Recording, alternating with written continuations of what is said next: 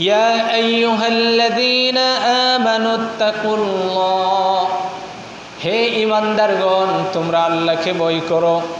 কাকে ভয় করো? একটু আওয়াজ দিয়ে বলি, কাকে ভয় করো? আল্লাহকে ভয় করো। কথা কার? আল্লাহ নিজেই বলতেছে ওয়াকুলু কওলান সাদীদা, যখন কথা বলবে সঠিক কথাটাই বলবে। কোন কথা? সাদীদ। সদীদ মানে হচ্ছে স্ট্রিক্টলি, মানে একেবারে যেটা সঠিক সেটাই বলতে হবে। ওয়াকুলু কওলান সাদীদা, যেটাই সঠিক সেটাই বলতে হবে। এটা হচ্ছে ঈমানদারের বৈশিষ্ট্য। ইউসলিহ লাকুম আ'মালাকুম ওয়া ইয়াগফির লাকুম যুনুবাকুম, তাহলে তোমরা যদি এটার উপরে যদি আমল করতে পারো, সঠিক যে বলেছ সঠিকটার উপরে যদি আমল করতে পারো, ওয়া ইয়াগফির লাকুম, তোমাদেরকে ক্ষমা করে দিবে, যুনুবাকুম, তোমাদের গুনাহগুলো, وَمَن يُطِعِ اللَّهَ وَرَسُولَهُ فَقَدْ فَازَ, আর আল্লাহ এবং রাসূলের আনুগত্য করো, এটাই হচ্ছে মহা সফলতা। ফাউজান আযীমা, মহা সফলতা। ফাকাদ ফাজা, এটা হচ্ছে অবশ্যই এটা সফলতা। কদ, আর কি রকম সফলতা? ফাউজান আযীমা, মহা সফলতা। কথা কার? একটু আওয়াজ দিয়ে বলি, কার কথা? আল্লাহর কথা। তাহলে এখন আসেন মহরমের শিক্ষাটা কি? আমাদের কাছে মহরম মাসটা এরকম হয়, এইরকম যেমন ধরেন এটা আমাদের কালচার এরকম হয়, কিছু কিছু ফ্যামিলিতে, কিছু কিছু পরিবারে বা আমাদের প্রতিবেশীর সাথে অনেকটা এরকম হয়ে গেছে। যেমন একটা পরিবারে একজন ভাই 2-4-5 জন আসে, একজন ভাই খুব অসুস্থ হয়ে গেছে, পারিবারিক ঝামেলার কারণে তার কাছে টাকা নাই, পয়সা নাই, পড়ে আছে, চিকিৎসা নিতে পারে না, তার কোনো খোঁজখবর রাখে না সারা বছর। অথবা প্রতিবেশী অসুস্থ হয়ে বিছানায় পড়ে আছে, প্রতিবেশী যারা আছে সুস্থ সবল ধন সম্পদ টাকাওয়ালা, এরা কোনো খোঁজখবর রাখে না। ওই প্রতিবেশী যখন মারা যায়, ওই ভাই যখন মারা যায়, এখন ভাইদের অন্তরের ভিতরে দরদ আসে, মহাব্বত আসে, প্রতিবেশীর জন্য মহাব্বত আসে যে আমার প্রতিবেশী মারা গেছে, আমার ভাই মারা গেছে, ভাইয়ের জন্য একটু আয়োজন করি। এরকম আছে না নাই? আমি কি মিথ্যা বলছি? ভাই বছরের পর বছরে বিছনায় পড়ে আছে, কোনোদিন ভাইয়ের ডাক্তারের কাছে নিয়ে যাওয়া দরকার আছে কিনা, ওষুধ দরকার আছে কিনা, একটু খাইতে পারে কিনা, জীবনে খোঁজ নেয় না। কিন্তু ওই ভাইয়েরা আবার ভাই যখন মারা গেছে তার জন্য বিশাল আয়োজন করে মানুষের খাওয়াবে, বিশাল মিটিং করে। আছে না নাই? এরকম হয় না? অবশ্যই হয়।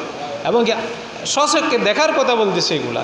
প্রতিবেশী আপনার পাশে, আত্মীয় না, প্রতিবেশী বিছনায় বছরের পর বছর পড়ে আছে, কিন্তু মারা গেছে। যখন মারা গেছে 2000, 1000, 500 টাকা আত্মীয় স্বজন সবাই মিলে উঠে তার জন্য বিশাল আয়োজন। কিন্তু যখন জীবিত ছিল তখন তো খোঁজ নিই নাই। এটা একটা প্রতারণা। ঠিক আমাদের মহরমের শিক্ষাটা এরকম হয়ে গেছে। মহরমের শিক্ষাটা কি জন্য এসেছে? কোন কারণে? আল্লাহ সুবহানাহু ওয়া তাআলা পবিত্র মহরম মাসকে সম্মানিত করেছে। কেন এটার ফজিলত আল্লাহর কাছে এটা গুরুত্বপূর্ণ? আল্লাহ কোরআনের ভিতরে কেন আরবাআতু হুরুম, সম্মানিত মাসের ভিতরে একটি মাস কেন সাব্যস্ত করেছে? বুখারী শরীফের শারহুল বুখারীতে আল্লামা ইমাদউদ্দিন আল কারি রাহিমাহুল্লাহ আলাইহি উনি 10টি, অর্থাৎ বুখারী শরীফের ব্যাখ্যা টানতে গিয়ে উনি এখানে 10টি কারণ নিয়ে এসেছে, যেগুলো ইতিহাসের সাথে সম্পর্কিত। অর্থাৎ ব্যাখ্যা করতে গিয়ে উনি এই কথাগুলো বলেছেন। এই কথাগুলো কেন টেনেছে? প্রথম নম্বর কথা হচ্ছে যে আল্লাহ সুবহানাহু ওয়া তাআলা, আমরা জানি এটা সহি না ভুল ইতিহাসের কথা, এটা যারা হাদিস নিয়ে, কোরআন নিয়ে যারা গবেষণা করে, এটা স্পষ্ট দলিল না পাইলেও কিন্তু কোরআন এবং হাদিসের ভিত্তিতে কিছু কথা মানুষের শিক্ষামূলক তুলে ধরেছে যারা কোরআন হাদিসের রিসার্চ করে। প্রথম নম্বরে আল্লাহ সুবহানাহু ওয়া তাআলা হযরত আদম আলাইহিস সালাতু ওয়াস সালাম এবং মা হাওয়া আলাইহিস সালাতু ওয়াস সালাম এর তওবা কবুল করেছিল আল্লাহ সুবহানাহু ওয়া তাআলা এই মুহররমের 10 তারিখে। বলি আলহামদুলিল্লাহ। এটা শিক্ষা। কোন শিক্ষা? কেন শিক্ষা? আপনি যে কোনো কোরআন এবং হাদিস থেকে শিক্ষা আপনাকে নিতেই হবে। যদি হাদিস থেকে যদি শিক্ষা নিতে চাই, হাদিসটা সহি হোক অথবা দুর্বল হোক, যে হোক, কিন্তু যখন কোনো শিক্ষা নেবেন, ওখান থেকে যখন নিজের জীবনের জন্য কোনো কিছু নিবেন, শিক্ষাটা আপনি এখান থেকে নিতে পারেন। কারণ শিক্ষা, যে কোনো শিক্ষা নিতে চাইলে আপনি অমুশরিকের কাছ থেকেও নিতে পারবেন, ঠিক কিনা? আমরা জানি ইমামে আজম আবু হানিফা রহমতুল্লাহ আলাইহি একদিন যখন ছাত্রদেরকে পাঠদান করাচ্ছে, হঠাৎ দাঁড়িয়ে গেছে চেয়ার থেকে। ছাত্ররা জিজ্ঞাসা করলো, হুজুর আপনি পড়ালেখা বন্ধ করে দিয়ে গেলে দাঁড়িয়ে গেলেন কেন? তখন বলছে, ওই যে বাহিরের থেকে একটা পাদ্রী চলে গেছে। তাহলে তারা কেন সম্মান করলেন? ওই যে তার কাছ থেকে একটা শিক্ষা নিয়েছিলাম। কি? ওই যে আমি জিজ্ঞাসা করছিলাম কুকুর কখন বালাক হয়, তখন আমি তার কাছ থেকে শিক্ষাটা পেয়েছিলাম, কুকুর যখন পা উঠাইয়া পেশাব করে তখন ওই কুকুর কি হয়? বালেক হয়। ওইটা আমি তার কাছ থেকে শিখেছিলাম। এই জন্য তারা সম্মান করতে হবে। তার মানে এখানে আমি শিক্ষার কথা বলতেছি, সেটা যেই হোক, যেখান থেকে হোক, শিক্ষাটা গ্রহণ করা যাবে। এই জন্য হযরত আদম আলাইহিস সালাম এবং হাওয়া আলাইহিস সালাতু ওয়াস সালাম যখন আল্লাহ সুবহানাহু ওয়া তাআলার কাছে যখন দুই হাত উঠাইয়া কান্না করতে করতে যখন দোয়া করেছিল, রব্বানা যালামনা আনফুসানা ওয়া ইন লাম তাগফির লানা ওয়া তারহামনা লানাকুনান্না মিনাল খাসিরিন। সবাই পড়ি, রব্বানা যালামনা أنفسنا وإن لم تغفر لنا وترحمنا لنكونن من الخاسرين।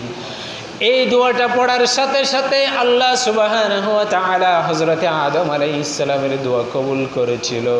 আর সেই দিনটা মুহাদ্দিসিনে কেরাম বলতেছে, মুফাসসিরিনে কেরাম বলতেছে, এটা মুহররমের দিন, 10 তারিখের ওই দিনটা ছিল। তাহলে আদম আলাইহিস সালাম যদি আল্লাহর কাছে তওবা করে যদি দোয়া, নিজের জীবনের গুনাহ যদি মাপ চাইতে পারে, আর আমরা তো শুধু খাওয়া দাওয়া নিয়ে, তাহলে আদম আলাইহিস সালামের তওবার সাথে আমাদের আমলের পার্থক্য আছে না নাই? এরপরে 2 নাম্বার, হযরতে নূহ আলাইহিস সালাতু ওয়াস সালামের নৌকা 40 দিন পর্যন্ত পানির উপরে থাকার উপরে যখন বন্যা যখন দূর হয়ে গেছে, যদি পাহাড়ে যখন নৌকা অবতরণ করেছিল, ওই দিনটা ছিল আশুরার দিন। ওই দিনটা আশুরার দিন। তাহলে নূহ আলাইহিস সালাতু ওয়াস সালামের এই আশুরার দিনের সাথে নূহ আলাইহিস সালামের জীবনের সম্পর্কটা কি? হযরত নূহ আলাইহিস সালাম 950 বছর দাওয়াত দিয়ে মাত্র 40 জন ইমানদার বানাইতে পারছিল। কিন্তু দাওয়াত, নূহ আলাইহিস সালামের দাওয়াতের পর্যায়টা এমন ছিল, নিজের স্ত্রী থেকে পর্যন্ত দাওয়াত দিয়ে আনতে পারে নাই। সাম, হাম, ইয়াফাস, কানান ছেলেদের ভিতর থেকে একটা ছেলে ছাড়া আরও 4টা ছেলে নূহ আলাইহিস সালাতু ওয়াস সালামের কাফের ছিল। ওই বন্যার মধ্যে ধ্বংস হয়ে গেছে। যত কুফরি ছিল এই পৃথিবীর সব কিছু আল্লাহ সুবহানাহু ওয়া তাআলা ওই ধ্বংস করে দিয়েছিল। আর এই আশুরার দিনে আবার নতুন করে পৃথিবীতে জাগ্রত করেছিল। সেই জন্য আশুরার দিনটা গুরুত্বপূর্ণ। তাহলে নূহ আলাইহিস সালাতু ওয়াস সালামের নবুয়তের সাথে, নূহ আলাইহিস সালামের আশুরার দিনের সাথে আমাদের আশুরার দিনের আমলের কোনো মিল আছে? আওয়াজ দিয়ে বলেন না আছে?